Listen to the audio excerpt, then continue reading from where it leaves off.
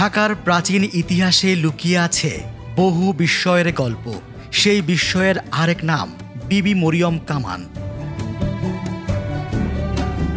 সম্রাট জাহাঙ্গীর যখন ১৭ শতকে ঢাকাকে বাংলার রাজধানী করেন, তখনই মাথাচাড়া দিয়ে ওঠে জলদস্যুর উপদ্রব।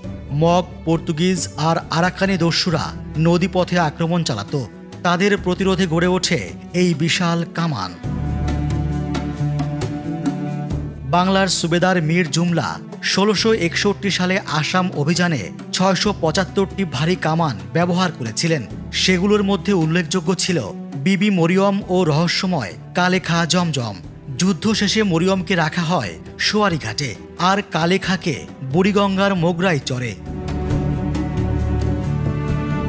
কালেখার দৈর্ঘ্য ছিল ২২ থেকে ৩৬ ফুট। অন্যদিকে বিবি মরিয়ম ছিল ১১ ফুট লম্বা, মুখের ব্যাস ৬ ইঞ্চি আর গোলার ওজন ৫ থেকে ৬ মণ। সময়ের স্রোতে কালেখা জমজম হারিয়ে যায় নদীর তলদেশে, কিন্তু ঢাকার মানুষ বিশ্বাস করতেন এই কামান নাকি স্বর্গ থেকে এসেছিল, আবার স্বর্গেই ফিরে গেছে। লোকমুখে শোনা যেত আরেক অদ্ভুত কাহিনী। বুড়িগঙ্গা থেকে নাকি গর্জন ভেসে আসত, যেন কালেখা ডাকছে তার প্রিয় মরিয়মকে। এ বিশ্বাস ছিল এতটাই প্রবল যে মানুষ শপথ করেও বলতেন তারা সেই শব্দ নিজের কানে শুনেছেন। ১৮৪০ সালে ঢাকার ম্যাজিস্ট্রেট ওয়াল্টার্স ব্যক্তিগত প্রচেষ্টায় কাদাপানি থেকে মরিয়মকে উদ্ধার করেন। চকবাজারে একটি বেদির ওপর স্থাপন করলে কামানটি হয়ে ওঠে নগরীর প্রধান আকর্ষণ।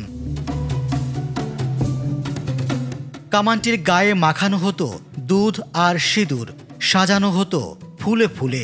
যুদ্ধাস্ত্র হয়ে উঠেছিল ভক্তির প্রতীক।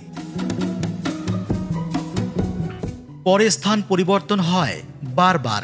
চকবাজার থেকে সদরঘাট, সেখান থেকে গুলিস্তান, আর শেষে ওসমানী উদ্যান হয়ে এখন ঢাকা গেটের পাশে।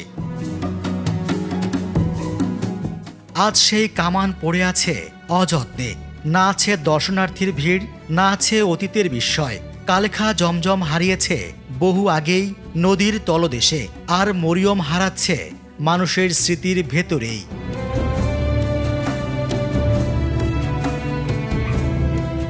আজ আমরা হয়তো ভুলে যাচ্ছি কামান দুটিকে, কিন্তু ইতিহাস মনে করিয়ে দেয় যে স্মৃতিকে অবহেলা করা হয়, ইতিহাসও ধীরে ধীরে আমাদের ভুলে যায়।